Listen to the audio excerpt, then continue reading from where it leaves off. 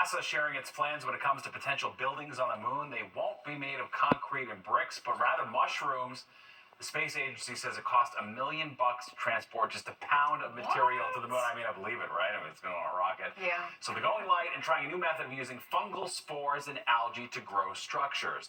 The spores will fill inflatable molds. Scientists say they hope the technique will one day be applicable on Mars as well. Maybe they can grow the mushrooms on the moon. I don't know. I don't know. We gotta do something. Talk to NASA. All right, there's another indication Americans have their sights set on the moon. The White House wants to see a lunar time zone. All right, Teresa Priolo has more on why this would be important and how time would be calculated. Have you ever thought about what time it is in space?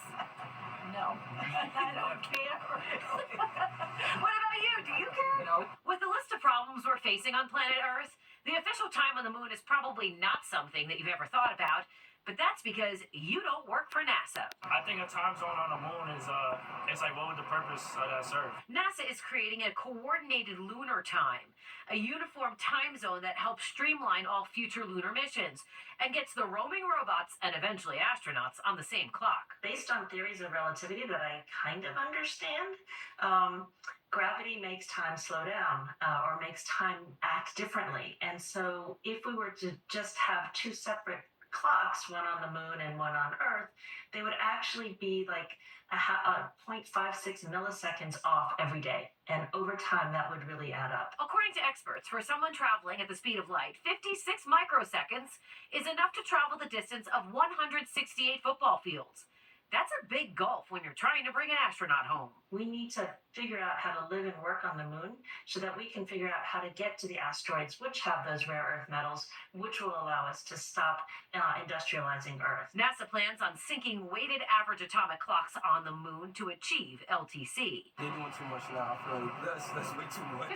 You do have to wonder, they've made it this far to the moon and back, so why is this a priority now? Let them send us to the moon and don't worry about the time. I have a flashlight. NASA says if this works on the moon, they're also going to try it on Mars. And before you ask, no, I have no idea what the time difference is between Mars and the Earth. That is not the question that you ask somebody who barely made it out of high school physics alive. On the Upper East Side, Teresa Priolo, Fox 5 News. Preach. Yeah, I mean, I didn't take high school physics, so she's one up on me. All right, let's go to Nick now for a look at the forecast. Settling into some nice traditional October, early fall weather. It's very nice outside, yeah. Very, very nice outside. And I survived 3 semesters of physics in college. Oh my Don't gosh. man to me. Oh. But that allows me to do this, right? So we learn about the atmosphere, which is all basically a physical equation. And the equation is looking pretty good as we go through the next couple of days into the weekend. We got a bit of cloud cover. All right, Nick, thank you. Pizza in the city is great, but now it's the best in the world. According to a new study from Chef's Pencil, a food magazine, the Big Apple has 7 world-class pizza joints, including Una Pizza Napolitana on the Lower East Side, which was just named the best pizzeria in the world, even though I probably butchered the name. Rome, Naples. No free pies for you after that. Right. Rome, Naples, and Tokyo follow New York with 6 pizza shops each. The city also had 34 pizzerias in the top 50 in the country for the past 5 years. I mean, I can taste it. You know, I just can't say the name. There you go. Fair enough. All right, well, good news for all you wannabe political prognosticators.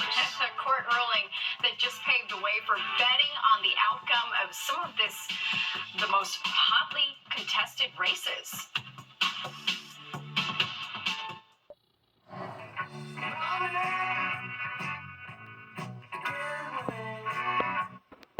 Pink Floyd, the classic rock band who criticized the power of money, is now cashing in. They've agreed to sell their recorded music, name, and likeness rights, as well as the iconic artwork on their albums to Sony Music. According to Variety, that deal is worth around $400 million.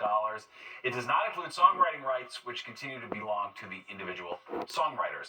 Gambling on the upcoming election just got the green light. A government agency had filed a lawsuit against a commodities exchange called Kalshi X, which offered bets on congressional races.